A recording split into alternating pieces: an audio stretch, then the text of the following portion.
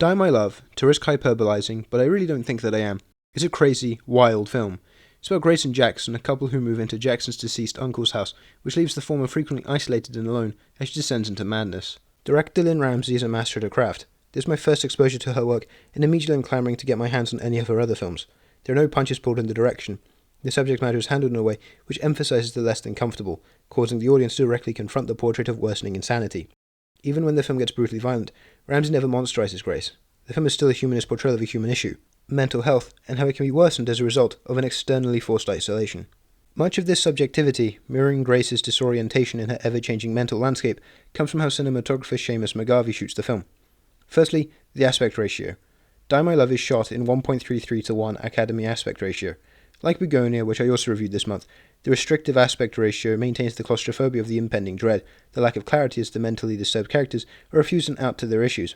This aspect ratio, especially when paired with Ramsay's decision to frequent close-ups and extreme close-ups, keeps the audience fully engaged, with only the characters on display. Moreover, the implementation of 58mm and 85mm Petzval lenses goes a long way when it comes to reflecting Grace's skewed perception of what she considers real. The thing with these lenses in particular is that they alter the bokeh, a more technical term for the out-of-focus background, of the shot. They cause the bokeh to swirl, bending real facets of mise-en-scène to encapsulate the subjective perspective of the aforementioned descent into insanity, which Ramsay is clearly intent on capturing with Die My Love. The day-for-night cinematography is also superb. On one hand, the decision to colour grade shots shot during the day towards a darker blue makes what happens in scenes more discernible, compared to recent nocturnal shots, which are far too dark to really see anything at all. But the colour grade isn't quite realistic. It instills a sense of magical realism, breaking away from a strictly grounded diegesis, which is reflective of Grace's fracturing mental state.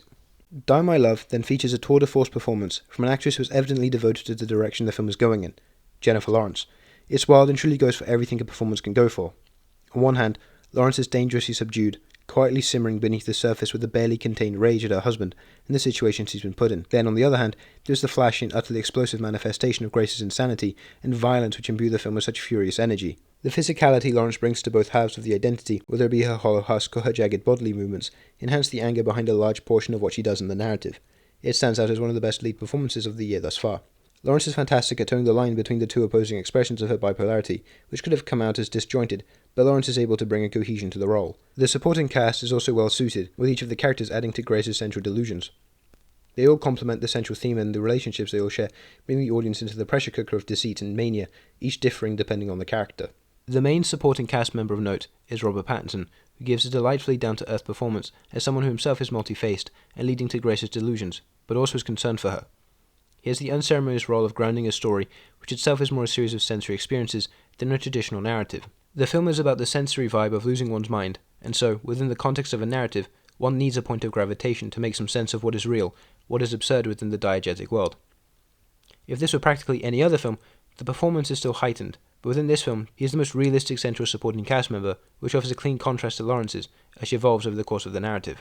The supporting cast of Lakeith Stanfield, Nick Nolte, and especially Sissy Spacek then amplify the weirdness of every scene they're in. They all have quirks and character traits, or in the case of Stanfield, effectively a blank canvas, which is interesting in its own way, but is sadly disappointing.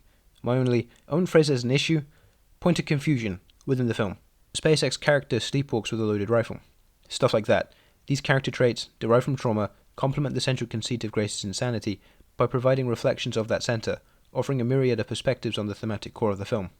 Hence, Die My Love is an extraordinary sensory experience of a narrative, which pummels the audience into a sort of submission as you watch the psychological break of its protagonist.